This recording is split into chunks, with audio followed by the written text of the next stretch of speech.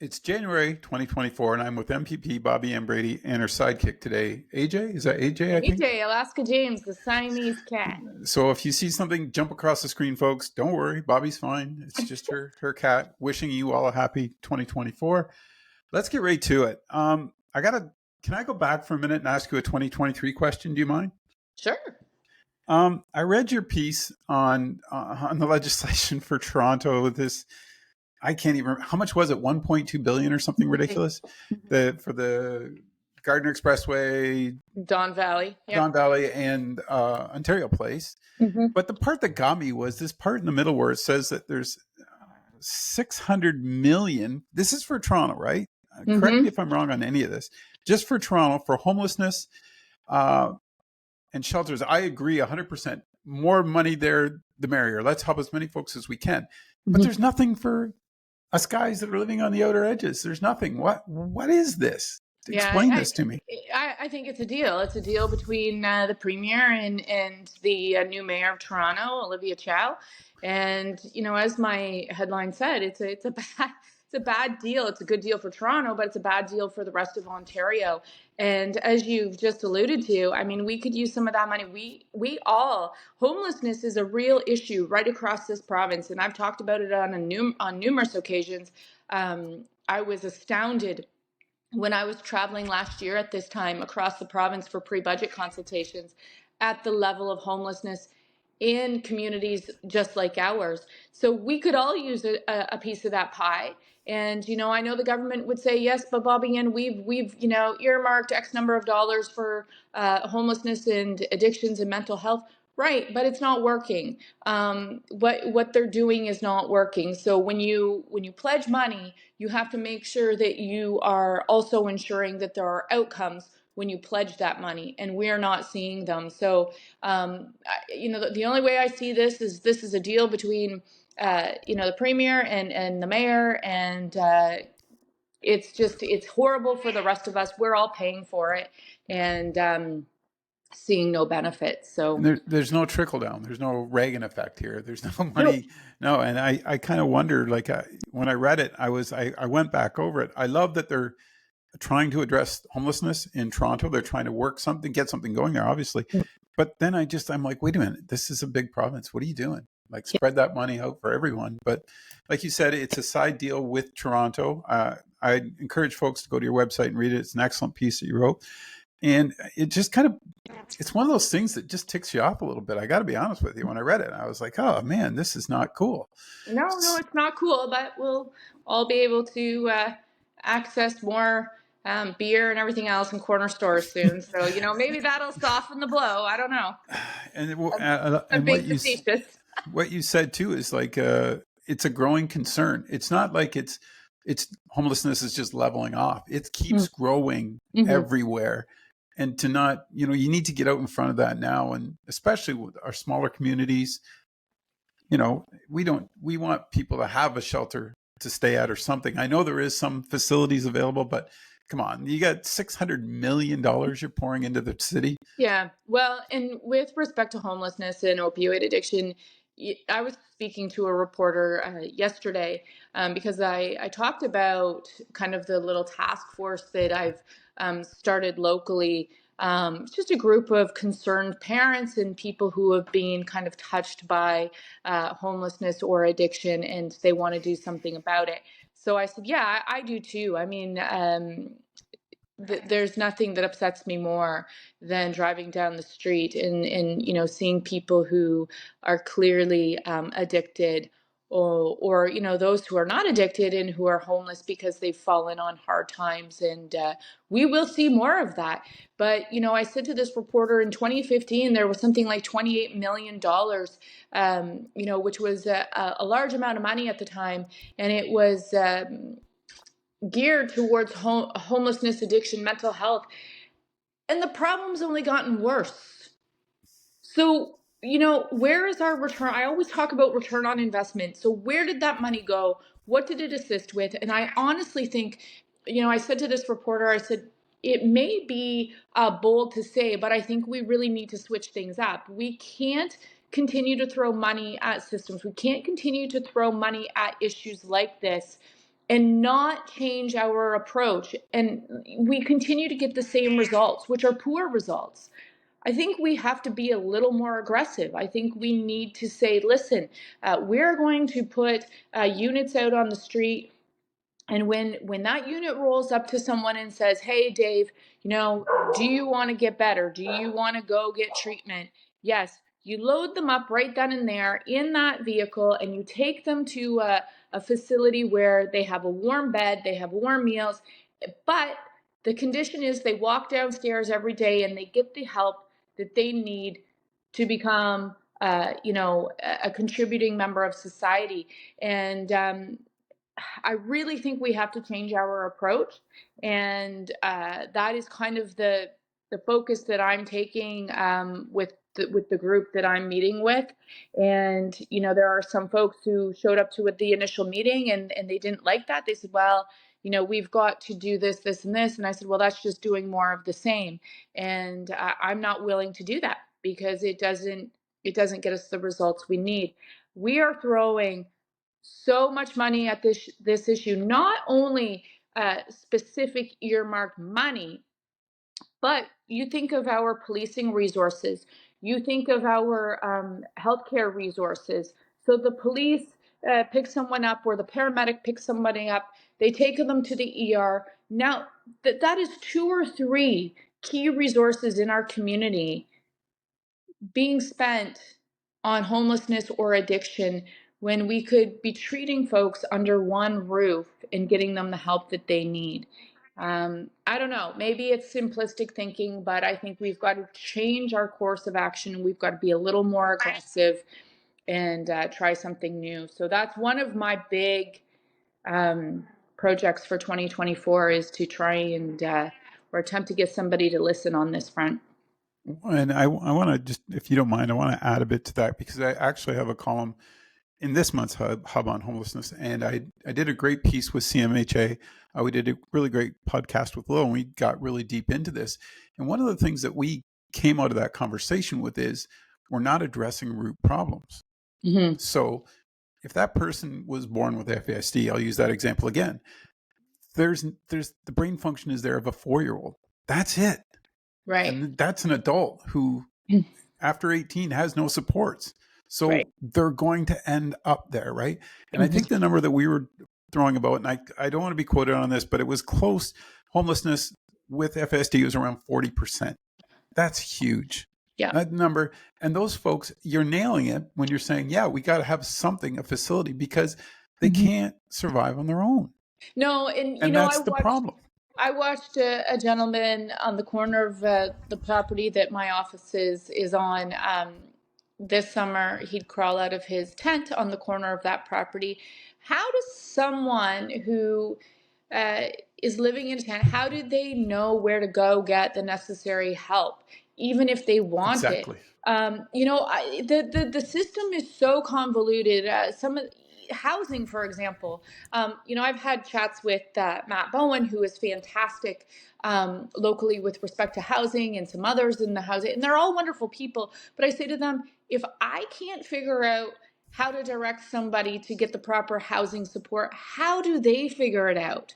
So if they don't know to come to their MPP, if they don't know to find somebody to help advocate for them, and sometimes it's hard to get somebody to help advocate for you, if they're rolling out of a sleeping bag or a tent, how do they know where to go get the necessary supports and help that they need? So, get them to agree that they're going to, go and get that help by walking down the stairs every day, and going and getting all the help under one roof, and putting our resources under one roof would be efficient for the client, but also for the taxpayer. Yeah. Instead of having professionals spread out everywhere, nobody really knows how to access. Well, I think you're right, because their main goal may be just to get food that day. Mm-hmm. You know what I mean? To survive that day. So maybe that might be stealing something, that might be, you know what I mean? Like there's no comprehension on what, you have a doctor's appointment at 3:00, right? Mm-hmm. How do you get to the appointment? Where is the appointment, right? Like you're right. I mean, there needs to be some kind of system in place where they can go and get that first step help to help them recover, to help them have the best life they can have. And there has to be accountability. Yeah. This is where I kind of got into it a little bit with a constituent recently. Well, you know, they had a problem with me saying that there needs to be accountability. Well, of course there does. You can't just allow folks to make the same mistakes over and over and prop them up in some way. You have to make them accountable for the decisions that they're making. And anyway, I could Yeah. talk for hours on this one. And I don't say that to be cold-hearted. I say that because sometimes we all need tough love. And children often act out because they're looking for attention. And often that attention is, hey, listen, I want to be directed. I want to be told what I should and shouldn't be doing. And please help me with this. Adults are much the same. They want to be shown love. And oftentimes, love is showing that we care that they're making the right decisions. I agree. Let's move on. What's your hopes and dreams for 2024? I know that 2023 was a busy year for you, and It's great. lots of stuff. But let's look forward. Let's talk to the folks at Haldeman Norfolk. What are you striving for in 2024? Well, 2024, I think, is going to be a difficult year. I'm not going to sugarcoat it. Carbon tax is making life more and more expensive every single day. I think 2024 is really going to test all of us financially. We continue to see our outcome go up, and we're not getting any more in return for that. And I think, I'd say to folks, you batten down the hatches, you're going to see more of that. And hopefully, near the tail end of 2024, we can see things start to turn around. Locally, my hopes and dreams are, maybe to get a pilot project going with respect to homelessness and addiction. We're going to be working very hard on that. I'd also like to do or research the idea of getting a pilot project going with respect to Lyme disease in this area. Toby had brought in vector-borne Yep. private members bill on vector-borne diseases a few years ago, and it was kind of shelved, and we need to look at that again. I was watching a special last night on YouTube on Lyme disease, and it's an epidemic, and nobody seems to be addressing that. And we are living right in the hot spot here in Ontario. And I know so many friends of mine who, are sick in some way, have an autoimmune disorder, or have been diagnosed with MS. And we know that Lyme is the great imitator. And I can't help but think, hey, do my friends have MS or do they have Lyme? And I think it's time that we do some sort of pilot project locally and, figure out what's going on with this bug. I can get you some numbers out of the genetics company. They do, which a lot of people in Haldeman Norfolk are sending their ticks to now, and they pinpoint. And those numbers are growing substantially. I know that they've increased 1,000-fold in this last year. Yeah. And that's all over the province. But I mean, obviously I have a family member who struggles with chronic Lyme, but I mean, it is.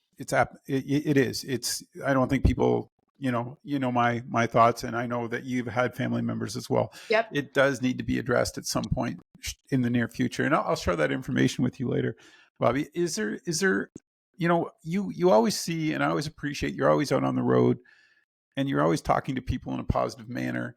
How on that day-to-day basis, how are people feeling in Haldeman Norfolk? I mean, you get to see them firsthand, and you're doing all their events. I see you out there. So talk to me a bit about that. How is it? I must say that I was so pleasantly surprised at Christmas. So I was sick much of the month of December. I went to North Carolina on business and came home sick. And I don't mean sick. I was in bed, but I was not feeling well, and I had little energy, and that really drives me crazy because I'm a top energy person. But when I finally did kind of hit the stores and do some shopping prior to Christmas, people were I would say that they were more joyful than they have been the past few years. I think the pandemic was hard on people, and it was hard for folks to find kind of that love in their heart at that point. But I was in the stores on the 23rd and the 24th, mostly the grocery stores because I always forget stuff when I'm cooking. And people were just so amazing. That being said, I think that the majority of people said, you know what? Yeah, times are tough, but we're going to find the true meaning of Christmas. We're going to be nice to people. We're going to continue to celebrate and make the best of it, because prior to that, my conversations with people really center around the idea that they can no longer afford everyday life and they're having to make tough decisions. And tough decisions is sometimes a good thing. I don't like to see it for constituents. I'd rather see it for government. I'd rather see all levels of government say, hey, you know what? We can't afford this because our taxpayer can't afford it. Um, it's never government money, it's taxpayer money. So I would love to see government say, hey, listen, folks, we can't be all things to all people all the time. We're going to make some tough decisions because you're hurting. You are financially hurting, and we can't continue to pay for everything that everyone wants. And so we've got to make some tough decisions. So I always say this. I'm like a broken record. The people of Haldeman Norfolk are the most incredible people in this province. I am certain of it, and they have such a good attitude. They go out there even in during tough times, and they put on the most fantastic events. And I did so many Christmas parades this year. The number of Christmas parades I did while I had a fever. um, and it's just testament to the people that we have here and in communities who say, you know what, yeah, times are tough, but we're still going to have fun. And I'll be an old softy because I found this year at Christmas the hugs were a little longer. They You know what I were. mean? Like it Hmm. was like, we're going to get through this, right? And Yeah. I think you're right about all the folks in Alderman Norfolk are great that way. They can buckle down, but they Hmm. can only buckle down so far, folks. You know what I mean? You gotta. Well, We need some breaks once in a while too. and it's no secret I do a lot of reading. I think that's in my bio. I talked about that a lot when I was campaigning, is that I love to read, and I love to read historical fiction, and policy of reading often takes over nowadays. And this holiday season, I've had the great opportunity to get back to some of my historical fiction. And historical fiction nowadays is largely based on a whole lot of research. The one of the books that I just finished was on World War II and resistance and things like that. And it was a good reminder to me that people have endured so much in this world, in history. And yes, we are in tough times, but we will endure. We will get through. And I think that we have the blessing that we live in an area where we look after each other. We know who our neighbors are, and we make sure that they're doing well. If we don't see them or hear from them, we often check in on them. So I think 2024 is going to be rough, but I just remind you, check on your neighbor, be a good neighbor, be a good friend, be a good listener, and if you have a little bit of extra pocket change, it's never a bad thing to stop into that local coffee shop or that small business and spread the wealth a little bit. You're nailing it. You're talking about community, and that's what Halden Norfolk has got to remain being one of the strong community. I should let you go because I think AJ needs your attention now. Well, But I want the viewers to know that AJ, Alaska James, he's a bit of an oldie, and he's always just been mama's cat. And he only comes out when it's time to go to bed at night.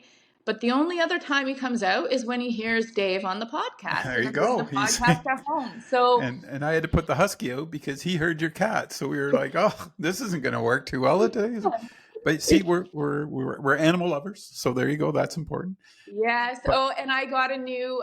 When I was in North Carolina, we didn't talk about North Carolina. oh That yeah, was that was a really good trip, and I'm very grateful for being given the opportunity to go to North Carolina and uh, made some fantastic contacts. State reps um, down there, just fantastic people. It was a different feel than my trip to Detroit in July. But anyway, while I was in North Carolina, my kids went and adopted another cat. So the zoo continues to grow here. It takes me a lot of time in the morning to feed animals, rabbits, cats, dogs. But we got a new little Persian Munchkin mix. Persian Munchkin How mix. this little darling ended up on the streets in London, I'll never know. But she's the tiniest, sweetest little thing, and she really made my Christmas fantastic. What was, now you got me started. What was the feel like in the US? Very much the same as here. Okay. Yeah, I mean, we're all struggling. Some of the sessions were how to better disagree. How to better. How to stand up for democracy. But some of these sessions, I was a bit disappointed in the sense that I didn't get out of them what I thought I would. There were a few back in July when I was in Detroit, sessions on farmland and how they're continuing to pave over productive farmland in the US, just like we are here in Ontario. And I got a lot out of that. Some of the sessions in North Carolina, they started, but they didn't get into the weeds, and I would have liked that. But I'll go back to the idea that meeting people who do kind of the same work that you do on a daily basis and talking to them on how they approach that work is very beneficial. And I think there were 5 of us who went down from Ontario, and it's also really nice to spend time with colleagues on different sides of the house than you're on, and to get to know some of those folks on a very personal, human level, rather than sitting in question period and heckling and, looking Yeah. like you're the monkey at the circus, and getting to know them, sitting with them on a bus ride to a dinner, or going for a walk with them. It just makes you feel good about what you're doing again, and you can find common ground uh, when you are spending one-on-one time with folks, and you can agree to work on things together. May not be publicly working on those things, but you share the same thought system. You say, share the same principles, and you just know that that's another kind of ally for you when you approach certain things. So I'm very, very grateful for the opportunity to go down there in North Carolina. I haven't been to many places in my life. I'm not a traveler, but North Carolina is a very, very friendly place. And I met a young woman on, I think, the Thursday night, and she's a real estate agent in North Carolina. And as I was boarding the airplane on Saturday morning, I get a text from her, "Hey, Bobbi Ann, happy travels today, safe travels." Like a complete stranger, Yeah. right? So it just felt good. Nice connections. Nice Mhm. connections made all the way around. Yeah. All right. Well, let's get 2024 underway. Good luck. Yeah. Keep doing Yeah. what you do. I want to tell you something. You'll like this. So Okay. I am not working. I am not going to anything this weekend. I have nothing on my schedule. But what I am doing is I'm going back to play some competitive hockey Oh, no. this weekend for the first time in about 18 years, and I can't get this smile off my face. I am scared to death because the team I'm playing for, I will be the oldest person on the team You'll by be fine. far. But I am so excited, Dave. You have no idea. And make sure you stretch good, get Oh ready, yeah, prepare, I'm ready. and have fun. Smile out there, okay? I am going to have fun. All right. I So assure you. next month we'll get a report on the game. And if you got kicked out, how many fights you got in, you're gooning it up. Oh, here we go. There's always the possibility.